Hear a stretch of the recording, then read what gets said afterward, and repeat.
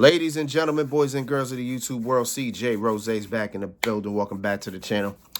Next matchup on Summerslam 2025 night one was the third tag team match of the night, which is Logan Paul teaming up with Drew McIntyre as they took on the Viper, Randy Orton, and his tag team partner, Grammy Award nominated Jelly Roll. Oh, was I interested to see this match. And I ain't gonna lie to you. A bit surprised. And I just give applause. I give applause all around in this match. I'm gonna tell you why in a minute. So Logan Paul comes out first, and as he's, taunting the crowd has a card in their hand. A lot of them have a card in their hand. It says Logan Paul is an outsider. Because Logan Paul called Jelly Roll an outsider, but in reality, Logan Paul is an outsider himself. Even though I will never discredit what Logan Paul has done in a WWE ring, because that boy can go. He is definitely outside. He definitely came from the social media world to become a WWE superstar. And props to Logan Paul for doing it for this long. What we on, what? About 3 years since Logan Paul's been doing this, bro? 3 years? Actually, I think we're at the anniversary when he officially became a WWE superstar. So, shout out to him. Like, you might hate Logan Paul as a person, understandable, but hey, he been doing the damn thing. Gotta give him props on that. You know what I'm saying? So shout out to him. But yeah, so Drew McIntyre came out, and Jelly Roll, he introduced his own tag team. He introduced his tag team partner, Randy Orton. I gotta give an apology to Randy Orton, though. Gotta give an apology. Even though New Jersey's across the bridge, they are technically the stepsister of New York. And when Randy Orton came out, you know how Randy Orton been coming out since last year, since France and Backlash last year, everybody just starts singing his theme song. I don't know what took them so long, but hey, you know what I'm saying? So, when he comes out and they sing his theme song, everybody in the crowd starts singing his theme song. For some reason, they come to New Jersey, which, by the way, they had 53,000 people in that arena, by the way. 53,000 people. And they barely sung Randy Orton's theme. I was pissed.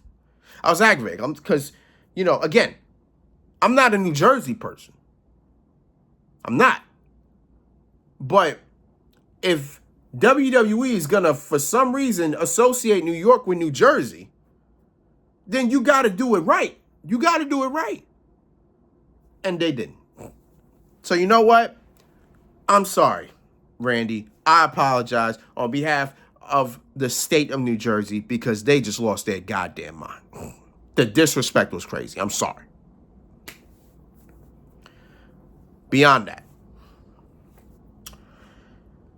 So Randy Orton was going to start this match, which is what I figured he would. Just start off the match, and then, he get beat up a little bit here and there. And then Jelly Roll get attacked, and we see what Jelly Roll can do. That's what I thought the match was going to be. Instead, Jelly Roll started this match.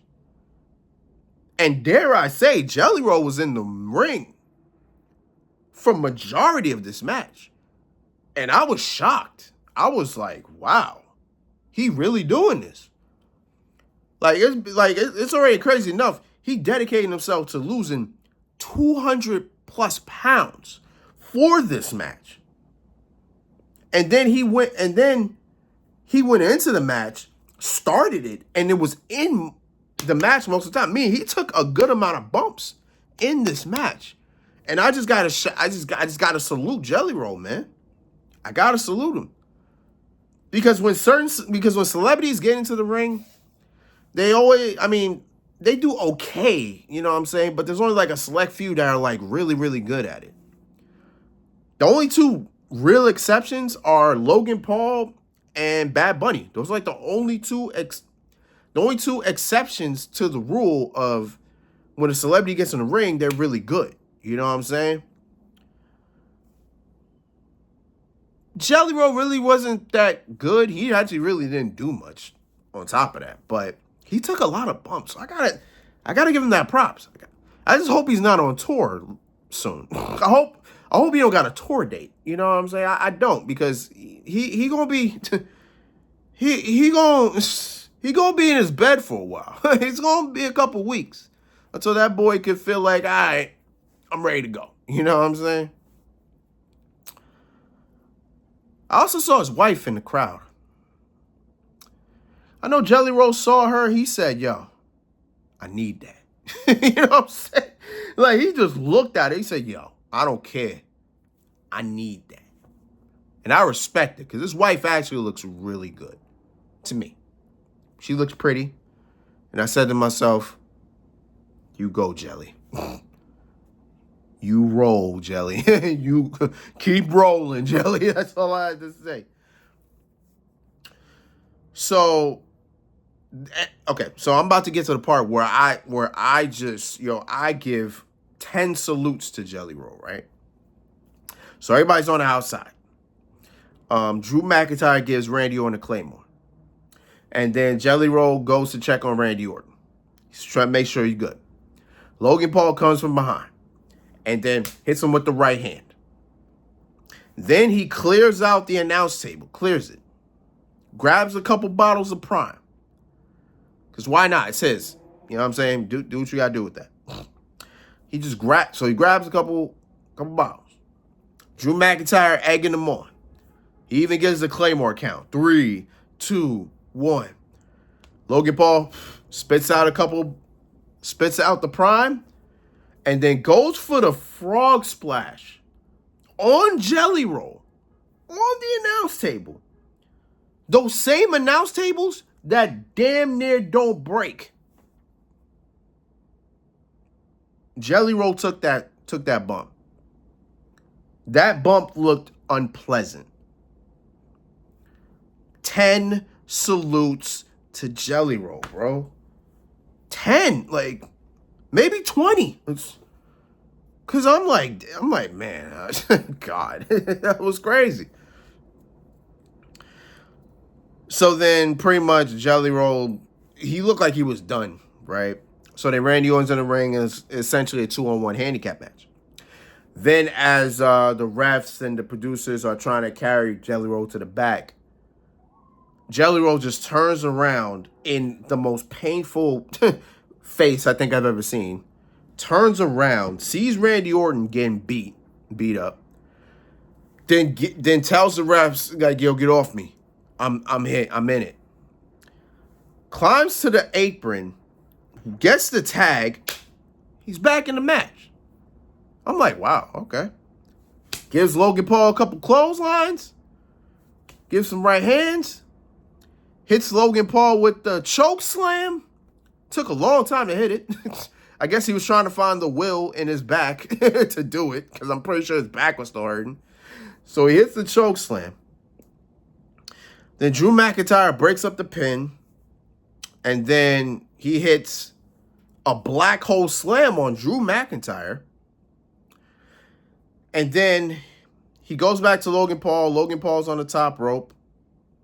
I don't know what Logan Paul's about to hit, but Jelly Roll countered, boom, with a power slam. And then he got Logan Paul covered. Drew McIntyre breaks that up. And then, bam, Drew McIntyre goes for a Claymore. He hits Jelly Roll with a Claymore. Randy Orton, boom, RKO on Drew McIntyre. Logan Paul rams Randy Orton to the ring post. Logan Paul goes up and then hits the frog splash, which is called Paul from Grace. Go figure. 1, 2, 3. Logan Paul and Drew McIntyre win. I'm surprised. I'm genuinely surprised. I did not think they would win. But it looks like Randy Orton and Jelly Roll got the before pay-per-view curse, where if the show ends and you're on top, or if the show ends and you're standing in victory, most likely once the pay-per-view comes, you lose. And that's exactly what happened. So yeah, Logan Paul and Drew McIntyre win. Generally surprised, but it was a big win for both of them. Both have not won anything recently. I think Drew McIntyre and Logan Paul's last wins were at WrestleMania. Both of them actually won on WrestleMania. So yeah, big win for both of them. What happens after that, only time will tell. So we'll see. But yeah, on to the main event.